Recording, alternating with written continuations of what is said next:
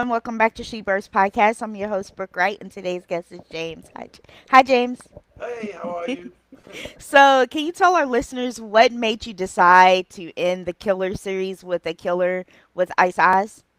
It was always going to be a four-part series, Mhm. and Killer Ice Eye was going to be the last part of the series. So it was in the works for a very long time before I even started writing the first one. So Oh, it, oh, it wow. came together as one full series of books, and I knew they were going to be four parts.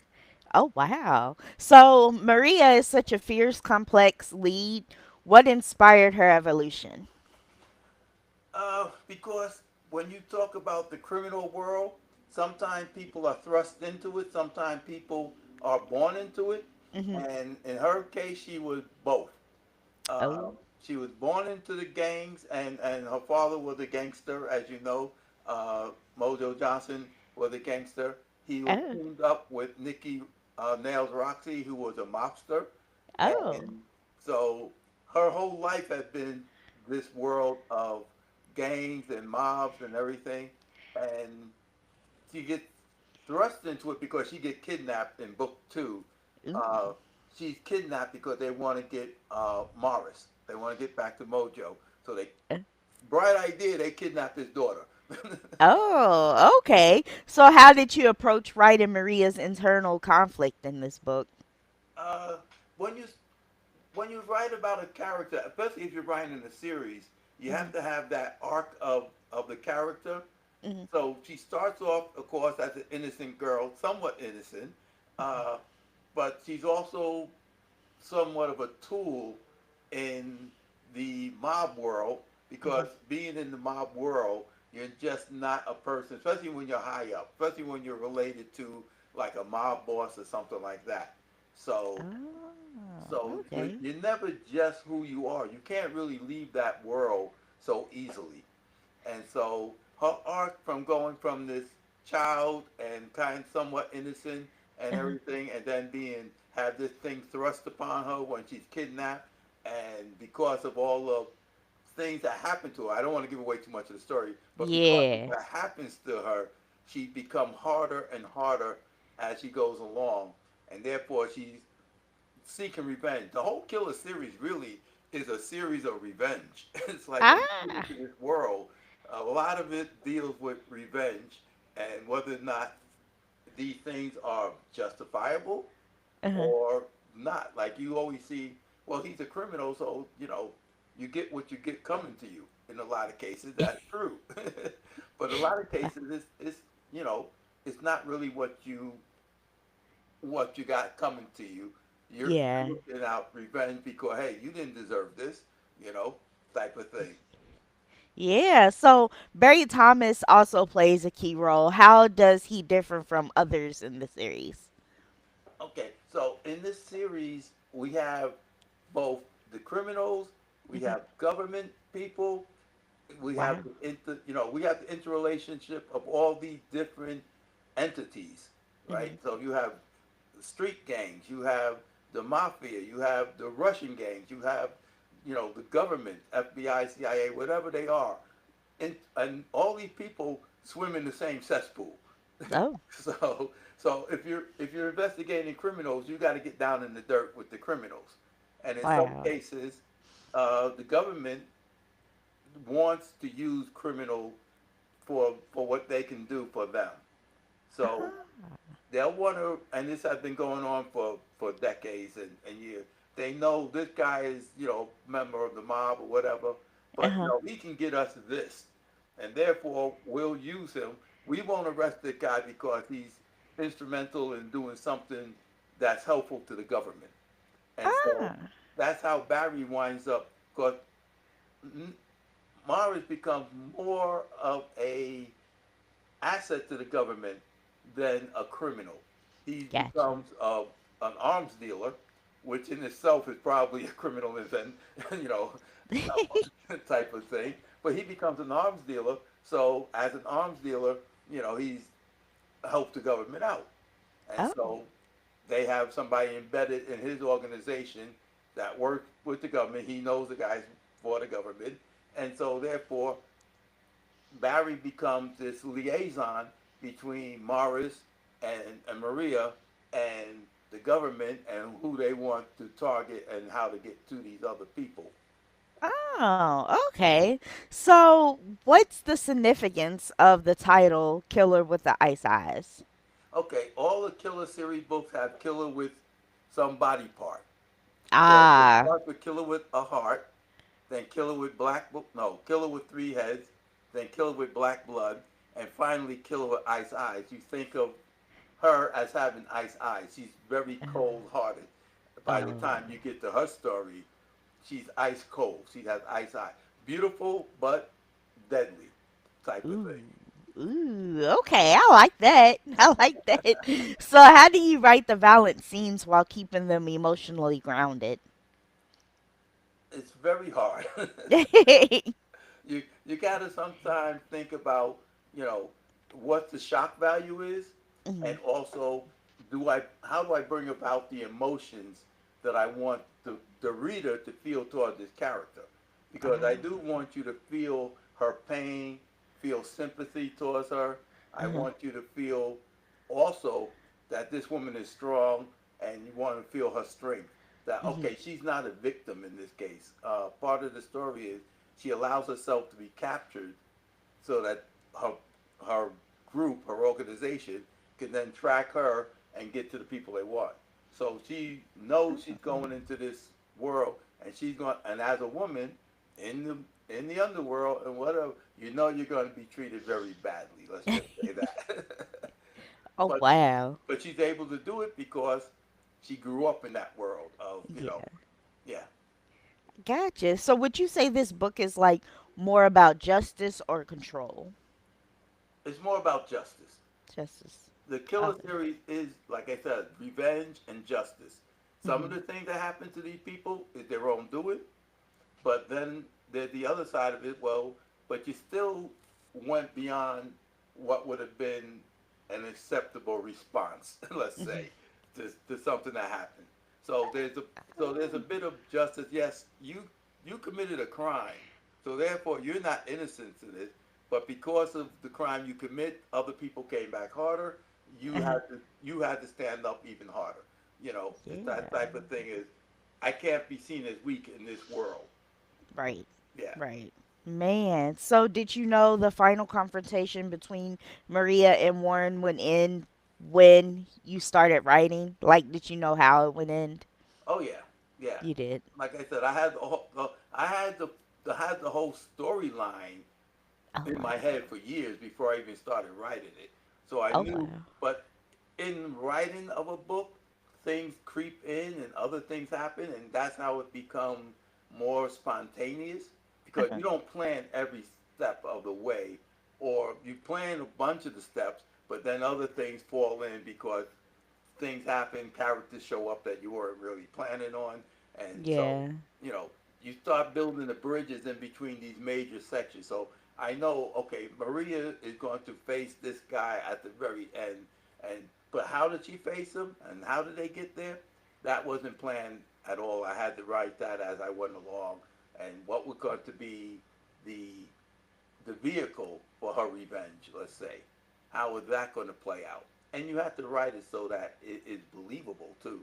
Mhm. Oh yeah. Oh yeah, definitely. So, how does this book reflect on the current state of organized crime or how has it changed? Well, we don't hear that much about organized crime these days after like the 70s, 80s because a lot of the head bosses went to prison. Oh yeah. And of course, that doesn't mean it doesn't exist anymore. I think quite a few people got very wise and said, we need to go back to the way we used to do it, which was keep everything quiet and Yep. don't get out there in the news and don't let everybody know what you're doing. Which back in the 70s was the way organized crime was. I grew up in a mob neighborhood. I grew up in the South Bronx. I moved to a mob neighborhood, so Man. I knew people on all sorts of levels. And the one thing they did not like it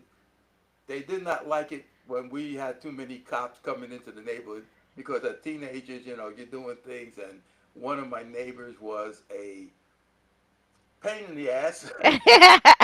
And she would call the cops all the time and everything. And finally, one of my friends was in the mob. His dad was a big guy in the mob and everything. And finally, one day, the guy came by, put a hand on my shoulder, and said, "Hey, we don't like so much attention from the cops in the neighborhood. So we want you to tone it down and leave that woman alone." And I was like, "Oh, Ah. not." And he was like, "No, no, no, leave her alone. Oh You're bringing too wow. much attention to the neighborhood." Ah And I was man. like, "Understood. Yeah, I understand. Yes." You hurry up and straightened up as soon as Yeah. that So, happened. so we were like, "Okay, you know what? We won't bother her anymore. We'll go around the corner. She doesn't. We'll go around. We'll hang out over there." So, what parallels can we draw between Maria and traditional mafia dons? Well, the mafia is pretty much a male organization, but there have been some female Hmm. uh, leaders, Hmm. and so it's kind of a situation that doesn't like change. Yeah. They're not the most flexible people in the world, but you do hear about people like Amelia, who was the cocaine queen, and Ah, you hear about yeah. other people in the mob and things like that, and Yeah. in gangs. So you go all the way back to the pirate ages.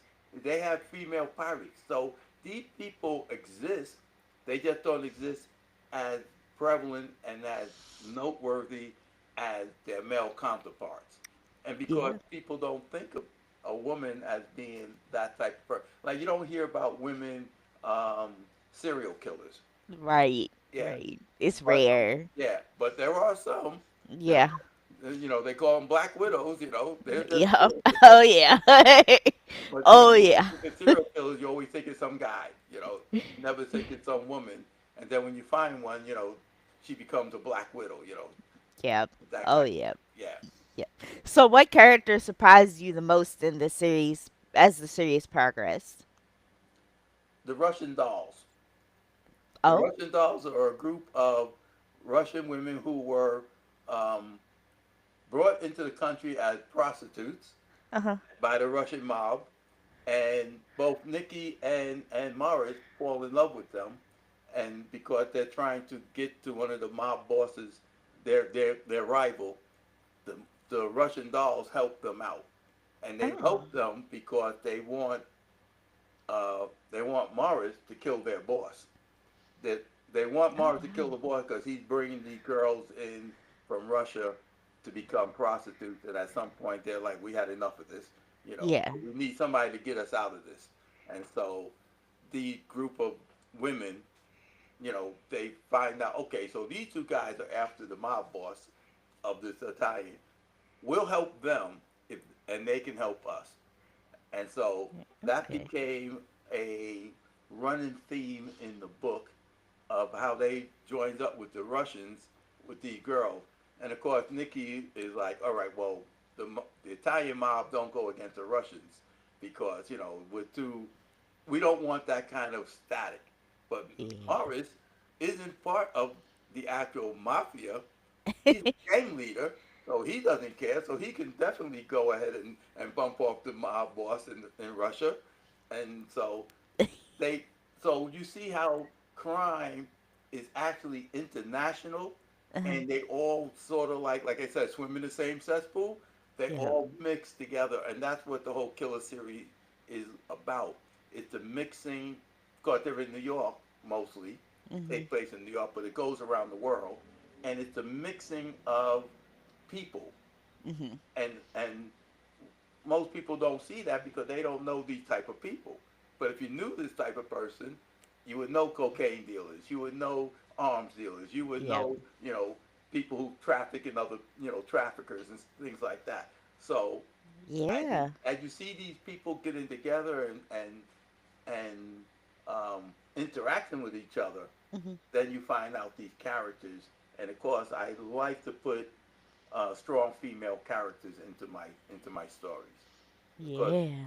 so much stories is always told from the male point of view, and and the girls are just damsels in distress and stuff like that. Well, you wouldn't last long in that world if you were like that. Yeah, yeah, that's true. Yeah. That's true. So you want to show which book is it? The book that we're talking about, or is it your new book that's coming out tomorrow? All right. This is the book that we're going to talk about now. This is, let's see. Okay, here you go. Killer with Ice Eyes. I like that cover. Okay. Yeah. And this is the new book that's coming out uh, in Ooh. tomorrow, actually. This is Yeah. called the Ruby Cradle, which Okay. is, I'm trying to get it so we don't get too much glare. All right, there you go. The Ruby Cradle, which is the second book in the Gemstone series. And if you Okay. look behind me, that thing that's all glared out, Uh looks like huh. a pirate ship. Uh huh. That's the first book in that series. Oh, okay. So can you tell us a little bit about the book that's coming out tomorrow without giving it away? Because we don't want all the details. We want to read it. All right, the Ruby Cradle is the second book in the Gemstone series Hmm. that deals with pirates, mermaids, and dragons. So Ooh. the first book, The Emerald Lady, is told in the golden age of pirates during Okay. the American Revolution and around that period. Okay. Now, the thing I'll tell you about mermaids is mermaids live 1,000 years. Uh huh. So the Ruby Cradle now, and dragons are eternal. So the Ruby Cradle is now going to take you back in time to when the mermaids and dragons were at war, what we call the second split. I have Okay. my own mythology about it, and so the second split is when the mermaids go against the dragons and uh, try to take them out of the world and lock them away. And so Ooh. now in the Ruby Cradle, we're going back to that time because the dragons have been re-released into the world, and now they have to figure out, since all the older mermaids are like pretty much dead or gone, they have to now learn how did they trap them in the first place? How did they get rid Yeah. of these dragons to begin with? Wow. So do they get help from the pirates? Uh, in, Don't tell us. in this in this case, you it's sort of like a time travel type book, but I won't tell you any of that. You have to Ooh. read it because I don't believe in time travel as time travel. So you have to see Gotcha. how I handle that type of world because this is Mhm. not a technological. It's not a sci-fi. It's a fantasy. Okay. Historical fantasies. Okay. So my last question before I let you go is where can my listeners find your books? All right, I'm on Amazon, so you can look me Amazon. up on Amazon, or you can go to my publishing company, RockHillPublishing.com, Hmm. and you can find not only my book but all the other books I also publish. I'm also an independent publisher, so Uh-huh. I have a dozen or so more books up there by other artists, other authors, and so you can find all my books and everybody else's books at RockHillPublishing.com. Nice. Okay. I want to thank you so much, James, for being a guest on my podcast and chatting with me about your books today. Oh, thank you. And if I wasn't so time crunch because of the fact that I got a baseball game to go to, my grandson is playing in the final game. I would love to talk to you longer. So if you like to, discuss more, hit me Yeah. up. I'll be back. Yeah, definitely. Thank you so much. You have a great day. Have fun. Thanks. All Bye right. bye. Bye. Hey everyone, I want to thank you all so much for listening to my interview with James. If you like to purchase his books, he lets you know where to purchase his books. I definitely know I am. I'm into fantasy books, so definitely something that I'll be looking on the lookout for this on my to be read list. Thank you all so much for listening. I hope you have a great day and see you next time for the next interview. Bye.